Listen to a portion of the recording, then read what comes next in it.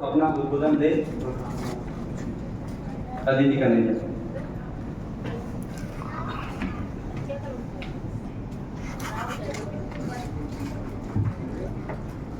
नींद अपनी खोकर जगाया हमको, आंसू अपने गिराकर हटाया हमको। कभी मत भूलना उस महान इंसान को, कभी मत भूलना उस महान इंसान को। जमाना कहता है बाबा साहेब अम्बेडकर जिनको, बाबा साहेब अम्बेडकर जिनको। उपस्थित परम सम्मानीय dean sir doctor Nagendra sir, doctor Rajesh Tambulikar sir, doctor Rajesh Mehra sir एवं समस्त शिक्षिकरण सहकर्मचारी और मेरे वरिष्ठ एवं कनिष्ठ भाई बंधु। सर्वप्रथम संविधान के स्वर्णकार जिन्हें 9 भाषाओं का ज्ञान था, जिनके पास 32 डिग्रियां थी, जिनमें 4 पीएचडी की डिग्रियां थी, पहले भारतीय जिन्होंने विदेश में अर्थशास्त्र में पीएचडी की और अपनी प्रतिभा से स्वयं का मार्ग बनाया। ऐसी दिग्गज हस्ती डॉक्टर बी.आर. अम्बेडकर की 133वीं जयंती के उपलक्ष्य में मैं अदिति उनके चरणों में अपनी श्रद्धा रूपी सुमन अर्पित करते हुए उनका सत नमन करती हूँ और आज आप सबका उपस्थित होने पर हार्दिक अभिनंदन करती हूँ। 14 अप्रैल का यह पावन दिवस आज विश्व भर में मनाया जा रहा है, क्योंकि बाबा साहेब की महान सोच केवल भारत के लिए ही नहीं, विश्व भर के लिए एक दिशा बोधक है। बाबा साहेब का जन्म 14 अप्रैल 1891 में मध्य प्रदेश के इंदौर जिले के छोटे कस्बे महू में हुआ था।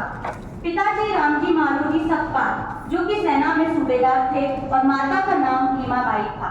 वो कुल 5 भाई बहन थे, उनमें से अम्बेडकर जी सबसे छोटे थे। बचपन से ही पढ़ाई की ओर आकर्षित रहते थे, पर अफसोस समाज में व्याप्त जाति व्यवस्था के चलते उन्हें हर जगह काफी संघर्ष करना पड़ा। एक व्यक्ति जिसे केवल संस्कृत इसलिए नहीं पढ़ने दी गई क्योंकि वो जन्म से उच्च जाति में पैदा नहीं हुए थे।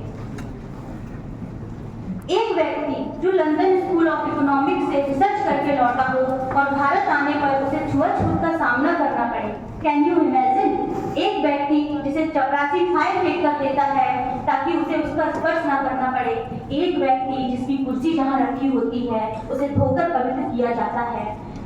एक व्यक्ति जिसे पानी पीने के लिए उस घड़े का उपयोग नहीं करने दिया जाता है जिससे ऑफिस के बाकी लोग पीते हैं, क्योंकि उसके स्पर्श मात्र से वो जल अपवित्र हो जाएगा। ऐसा व्यक्ति आगे चलकर जाति प्रथा उन्मूलन के लिए अपना सब कुछ न्यौछावर कर देता है और भारत का वो संविधान लिखता है जिसकी बदौलत आज हम सभी अपने अपने अधिकारों के लिए लड़ पाते हैं। बाबा साहेब को सम्मान देने से पूर्व हम उनके जीवन के संघर्षों के बारे में जरूर जानें। उनका जीवन एक प्रेरणा है। कोई भी हारा हुआ मनुष्य यदि बाबा साहेब को संघर्ष के उन्नत जीवन के कुछ पहलुओं पर ही विचार कर ले तो मन में एक प्रेरणा जाग जाती है। एक बात यह भी जानना जरूरी है कि डॉक्टर बी.आर. अम्बेडकर को केवल दलितों पिछड़ों का मसीहा बनाकर उन्हें छोटे दायरे में न समेटे। डॉक्टर अम्बेडकर वह युग पुरुष थे जिनके कर्म, जिनकी सोच पूरी मानव जाति के लिए थी। हम केवल अम्बेडकर जी को या तो आरक्षण या दलितों का मसीहा, भारतीय संविधान का निर्माता इतने में ही समेट देते हैं, पर इसके विपरीत उनकी कई छवियां थी। जैसे कि उन्होंने कहा था, मैं किसी भी समाज की प्रगति उस समाज की महिलाओं की प्रगति से आंकता हूँ, तो उनके इन शब्दों से विदित होता है कि वो किस कदर महिलाओं के हक के लिए लड़े। जी हाँ, आज मैं बात करूंगी कि कैसे अम्बेडकर जी ने न केवल दलित महिलाओं बल्कि सारी महिलाओं के हितों में लड़ाई लड़ी। हिंदू कोड बिल को संसद में पेश किया जिसमें एक साथ धर्म और पितृसत्ता को चुनौती दी। इस बिल ने महिलाओं को एक साथ कई अधिकार दिए जिनसे वो 1000 सालों से वंचित रही। इसमें महिलाओं को पढ़ने का अधिकार, स्कूल जाने का अधिकार इत्यादि शामिल थे। और आपको जानकर हैरानी होगी, विशेषकर महिलाओं के लिए पहले महिलाओं को तलाक लेने का अधिकार नहीं था। भले ही कितना अत्याचार सहना पड़े पर तलाक नहीं ले सकती थी।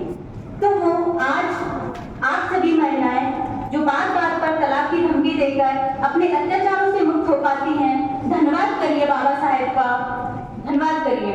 और एक बात, विश्व के अनेक विकसित अमीर देशों में भी महिलाओं को राजनीतिक अधिकार के लिए वर्षों संघर्ष करना पड़ा। वहीं भारतीय संविधान के लागू होते ही पहले ही दिन भारतीय महिलाओं को वोट का अधिकार मिला, यह बाबा साहब की देन है। दूसरा, उन्होंने श्रमिकों के लिए भी काफी कुछ किया। श्रम मंत्री के रूप में अपने कार्यकाल के दौरान उन्होंने श्रमिकों, विशेष रूप से कारखानों, खदानों एवं चारा बगानों में काम करने वाले श्रमिकों के हितों में संदर्भ की दृष्टि से जहां मौजूद श्रम संधियों में आवश्यक संशोधन किए गए, वहीं श्रम कल्याण व सामाजिक बीमा योजना के विस्तार की दिशा में भी उल्लेखनीय कार्य किए, जिनके लिए वे सदैव जाने जाएंगे। उनके प्रयासों से श्रमिकों को प्राप्त होने वाले लाभों में सवैतनिक अवकाश का प्रावधान, काम के घंटों में कमी, महिला श्रमिकों के वेतन में समरूपता आदि मुख्य हैं। भारतीय रिजर्व बैंक की स्थापना में भी अंबेडकर जी की सबसे ज्यादा भूमिका थी। जैसा कि तैमूरनिकर सर ने बताया, उनकी book the problem of the rupee, its origin and solution के बेसिस पर उन्होंने भारतीय रिजर्व बैंक की स्थापना की।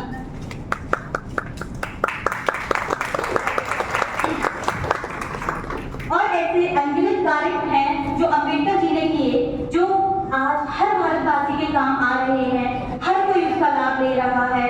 पर विडंबना देखिए कि कुछ लोगों ने उन्हें दलितों का नेता ही कहकर सीमित कर दिया गया।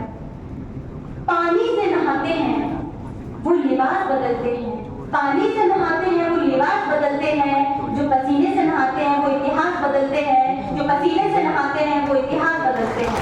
तो ऐसे थे डॉक्टर B.R. अम्बेडकर। तो ये काफी कम शब्दों में मैंने अम्बेडकर जी के संघर्षों के बारे में आपको अवगत कराया। जैसे कि अम्बेडकर जी कहते थे, हम सबसे पहले और अंत में भारतीय हैं। तो आइए हम सब भारतीय मिलकर आज इस कार्यक्रम में एक प्रेरणा लेकर उठें और बाबा साहब के जीवन मूल्यों से सीखकर कोई सृजन करने का संकल्प लें।